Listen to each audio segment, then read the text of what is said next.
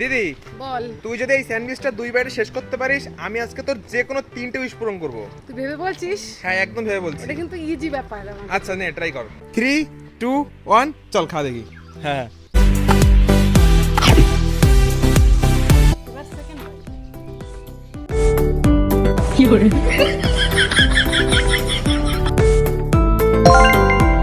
আচ্ছা বল দিদি, তোর 3টে উইশ বল। তিনটে উইশই বলবো? হ্যাঁ 3টে উইশ। প্রথম উইশটা বল। প্রথম উইশ হচ্ছে শপিং করা। শপিং করতে নিয়ে যাবে? হ্যাঁ। চল তাড়াতাড়ি রেডি হয়ে যা।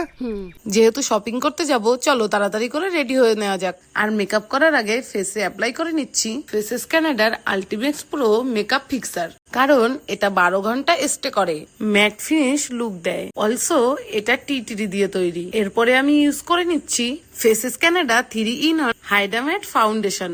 এর মধ্যে আছে অ্যালোভেরা। অলসো এটা ফাউন্ডেশন, ময়শ্চারাইজার, সানস্ক্রিন তিনটেরই কাজ করে। অলসো 10 ঘন্টা অব্দি স্টে করে। এবং ফেসের অন্য সাইডে অন্য একটা ফাউন্ডেশন অ্যাপ্লাই করে নিলাম।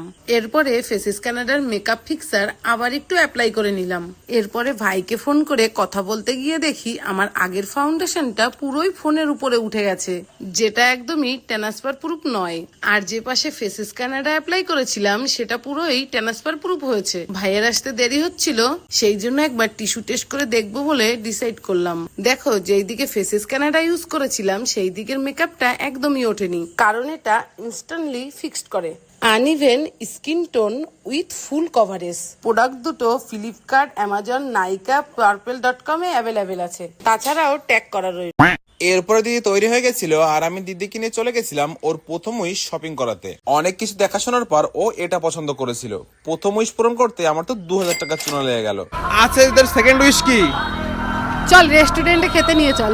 এরপরে চলে গেছিলাম আমাদের এখানকার ভালো একটা রেস্টুরেন্টে, আর দিদি মেনু কার্ড থেকে বলছিল ও চিকেন হাক্কা নুডলস খাবে, আর ওর কথা মতো সেটাই অর্ডার দিয়েছিলাম। আচ্ছা দিদি তোর লাস্ট উইশ কি? বাড়ি চল, তারপরে বলছি। দিদি বাড়িতে চলে এসেছি, এবার তোর শেষ উইশটা বল কি?